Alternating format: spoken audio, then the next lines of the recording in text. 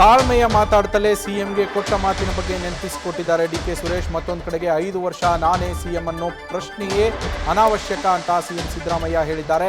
2.5 ವರ್ಷಕ್ಕೆ ರೀಶಫಲ್ ಅಂದಿದ್ದಕ್ಕೆ ಈ ಚರ್ಚೆ ಹುಟ್ಟಿರೋದು. ಅವತ್ತೇ 2.5 ವರ್ಷಕ್ಕೆ ರೀಶಫಲ್ ಮಾಡೋಣ ಅಂತ ಹೇಳಿದ್ದೆ.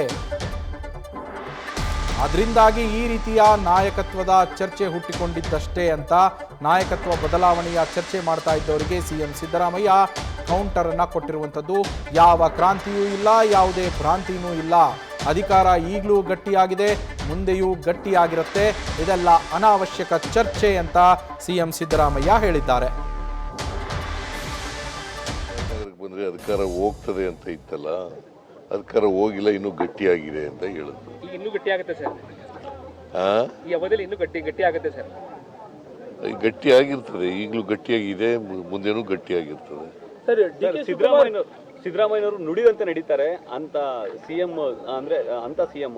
ಆದ್ರೆ ನಮ್ಮ ಅಣ್ಣ ಸಿಎಂ ಆಗ್ತಾನೋ ಆಗಲು ಅವ್ರಿಗೆ ಅದೃಷ್ಟ ಇದ್ರೆ ನೋಡ್ಬೇಕು ಅನ್ನೋ ಥರದಲ್ಲಿ ಡಿ ಕೆ ಸುರೇಶ್ ಅವರು ಹೇಳಿದ್ದಾರೆ. ಈ ಬೆಂಗಳೂರು ರಿಜೆಕ್ಟ್ ಮಾಡಿದ್ದಾರೆ. ಈಗ ಅದಕ್ಕೆಲ್ಲ ನಾನು ಕಾಮೆಂಟ್ ಮಾಡಕ್ ಹೋಗಲ್ಲ. ಜನ ನಮಗೆ 5 ವರ್ಷ ಕಾಂಗ್ರೆಸ್ ಪಕ್ಷಕ್ಕೆ 5 ವರ್ಷ ಅಧಿಕಾರ ಮಾಡಿ ಅಂತ ಇದ್ದಾರೆ. ನಾವು ಕೊಟ್ಟಿರ್ತಕ್ಕಂಥ ಭರವಸೆಗಳಿದೆವಲ್ಲ ನಮ್ಮ ಪ್ರಣಾಳಿಕೆ ಮೂಲಕ, ಅವುಗಳನ್ನು ಈಡೇರಿಸ್ತಕ್ಕಂಥ ಪ್ರಾಮಾಣಿಕ ಪ್ರಯತ್ನ ಮಾಡ್ತೀವಿ. ನವೆಂಬರ್ ಕ್ರಾಂತಿ ಅಂತಿದ್ರು ಸರ್. ನವೆಂಬರ್ 21 ಯಾವ ಕ್ರಾಂತಿ ಅಂತ ಹೇಳಿದವ್ರು ನೀವೇ ಅದನ್ನು ಹುಟ್ಟಾಕಿದವರು. ಕ್ರಾಂತಿ ಅಂತ ಹುಟ್ಟಾಕಿದವ್ರೆ ನೀವು ಮಾಧ್ಯಮದವರು. ಅದರಿಂದ ಕ್ರಾಂತಿನೂ ಇಲ್ಲ, ಭ್ರಾಂತಿನೂ ಇಲ್ಲ. 5 ವರ್ಷ ನಮಗೆ ಅಧಿಕಾರ ಕೊಟ್ಟಿದ್ದಾರೆ. 5 ವರ್ಷ ಆದಮೇಲೆ ಮತ್ತೆ ನಾವು ಚುನಾವಣೆ ನಡೀತದೆ. ಚುನಾವಣೆಯಲ್ಲಿ ನಾವೇ ಗೆಲ್ತೀವಿ. 5 ವರ್ಷ ನೀವೇ ಇರ್ತೀರಾ ಅಂತ ಸರ್? 5 ವರ್ಷ ನೀವೇ ಇರ್ತೀರಾ ಅನ್ನೋದೇ ಚರ್ಚೆಗಳು ಸಖತ್ ದೊಡ್ಡ ಮಟ್ಟದಲ್ಲಿ. What does it mean?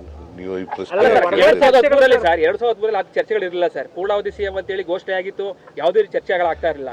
ಆದ್ರೆ ಈ ಬಾರಿ ಆ ಘೋಷಣೆ ಆಗದೆ ಇರದೆ ಪ್ರತಿ ಬಾರಿ ಕೂಡ ವರ್ಷ ಕಳೆದಾಗೆ ಚರ್ಚೆಗಳಾಗ್ತಾ ಇದೆ. ಚರ್ಚೆ ಇದು ಅನಾವಶ್ಯಕವಾದಂಥ ಚರ್ಚೆ ನಡೀತಾ ಇರೋದು. ಅನಾವಶ್ಯಕ ಚರ್ಚೆ ನಡೀತಾ ಇರೋದು. 2.5 ವರ್ಷ ಆಗಲಿ ಅಂತೇಳಿ ನಾನು ಹೈಕಮಾಂಡ್ ಅವ್ರಿಗೆ ಹೇಳಿದ್ದೆ. ಅದ್ರ ಮೇಲೆ ಚರ್ಚೆಗಳು ಹುಟ್ಕೊಂಡಿದ್ದವು. 2.5 ವರ್ಷ ಆದಮೇಲೆ ರೀಸಫಲ್ ಮಾಡೋಣ ಅಂತ ಹೇಳಿದ್ದೆ. ಅದ್ರ ಮೇಲೆ ಚರ್ಚೆಗಳು ಹುಟ್ಕೊಂಡಿದ್ದಾವೆ.